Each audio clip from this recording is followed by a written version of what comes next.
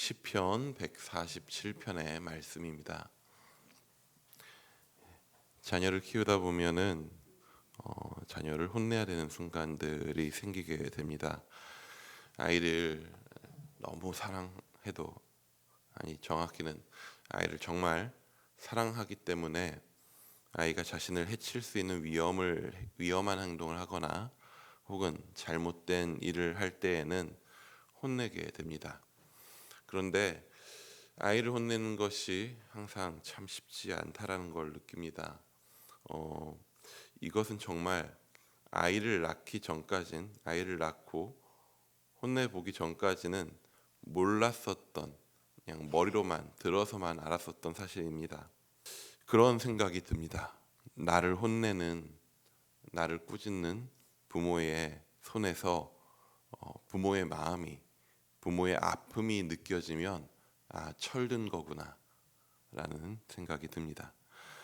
오늘 시인의 고백 속에서 우리는 부모의 마음을 알아가는 자녀와 같이 하나님의 마음을 알아가는 이스라엘을 보게 됩니다. 시편 147편은 이렇게 시작합니다. 우리 1절 말씀을 한 번 더 같이 읽어보겠습니다. 시작.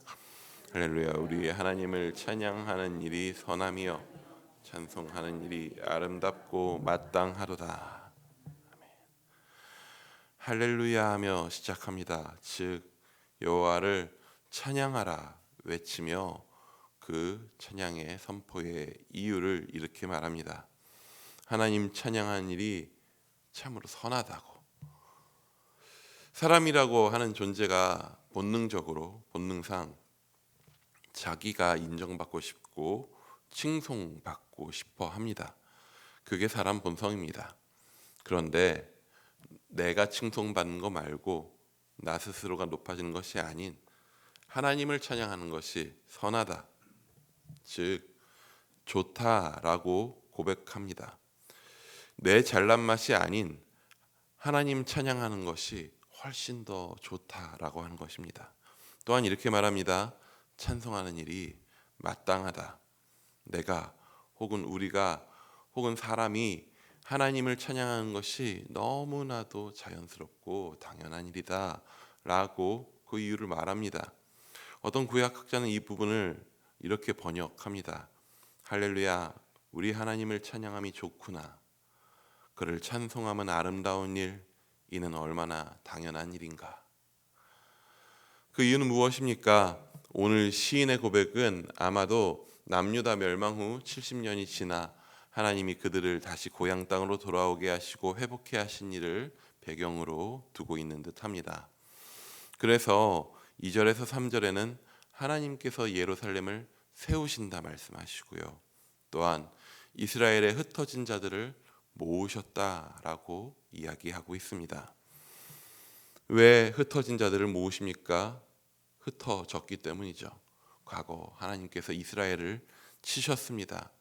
이스라엘 민족이, 그 나라가 하나님 앞에 범죄하였을 때 그들이 이방인들에 의해서 멸망당합니다. 하나님께서 이방인들을 들어서 이스라엘을 치신 것이죠. 만약에 그렇게 심판으로 끝났다면 하나님은 이스라엘에 대해 그저 심판관 같은 존재일 뿐입니다. 하지만 하나님은 이스라엘을 자기 백성으로 삼으셨습니다. 그러하기에 하나님은 벌하셨지만 그 벌 자체를 목적으로 두시지 않으셨습니다. 마치 부모가 자녀를 혼낼 때 혼내기 위해서 혼내는 것이 아닌 것처럼, 자녀가 정말 더 위험한 길로 가지 않게 하려는 것처럼 하나님은 이스라엘을 혼내시되 멸망을 위함이 아닌 회복을 위해서 그들을 치신 것입니다. 그렇기에 하나님은 벌받은 이스라엘을, 흩어진 이스라엘을 다시 회복시키십니다. 우리 3절의 말씀도 한번 같이 읽어보기 원합니다. 시작. 상심한 자들을 고치시며 그들의 상처를 싸매시는도다. 아멘. 마치 부모가 회초리에 상한 자녀의 종아리에 약을 발라주듯이 자기가 때리고 자기가 감싸는 것이 어찌 보면은 그 마음을 알지 못하는 입장에서는 너무나도 이상해 보일 수 있으나 자녀를 혼내본 마음을 가진 이는 누구라도 다 알 수 있죠. 그 다리에 든 멍이, 상처가 그 회초리를 든 이의 상처로도 남는다 하는 것을요. 하나님은 이스라엘을 그렇게 돌보셨습니다. 그러니 하나님께서 이스라엘 자신을 회복시키셨을 때 이스라엘은 내 잘난 맛에 살 수 없는 것입니다. 내가 나를 사랑하는 것보다 나를 더 사랑하는 이가 있기에 이스라엘의 찬양은 자신이 아니라 하나님을 향하는 것이 너무나도 선하고, 그것이 그 자체로 좋고, 그것이 아름답고, 그것이 마땅하다라고 노래하고 있는 것입니다. 그렇다면 우리는 어떠합니까? 오늘 시인이 시작과 끝에 외치는 할렐루야는 이스라엘을 향한 선포임과 동시에 우리를 향한 선포이고 모든 사람을 향한 선포일 것입니다. 이스라엘이 하나님 앞에 범죄하였을 때 심판받아 약속의 땅 가나안에서 쫓겨났습니다. 그런데 이러한 이미지는 이스라엘이 쫓겨나기보다도 훨씬 오래전에 온 인류의 대표인 아담과 하와가 하나님이 주신 낙원에서 범죄함으로 쫓겨난 모습으로 먼저 나타납니다. 하나님 입장에서 볼 때 인류는 배신자입니다. 실패작입니다. 그들이 스스로 하나님을 버렸습니다.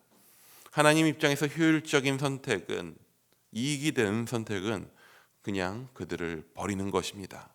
하지만 하나님은 낙원에서 그들을 쫓으시되 그들을 버리지 않으십니다. 하나님은 사람을 버리지 않으셨습니다. 그들을 지켜보셨고 멀리서 지키셨고 찾아오시고 그들에게 말씀하십니다. 그 와중에 이스라엘을 자기 백성으로 부르신 이야기도 있습니다. 그리고 결국에 하나님께 나아올 수 없는 인간을 위해서 스스로 친히 사람이 되셔서 우리와 함께 하십니다. 그리고 죄로 상한 우리, 죽을 수밖에 없는 우리를 친히 싸매십니다. 살리십니다. 사람은 견딜 수 없는 죄의 무게, 그 죄에 합당한 형벌을 스스로 자신에게 내리십니다. 그러니 어떻게 우리가 제 잘난 맛에 우리를 노래하며 자신을 높이며 살아갈 수 있겠습니까? 오늘 우리 하루 가운데 이 기쁨, 우리를 돌보시는 아버지의 손길로 말미암아 찬양이 넘치는 하루 되시길 축원합니다.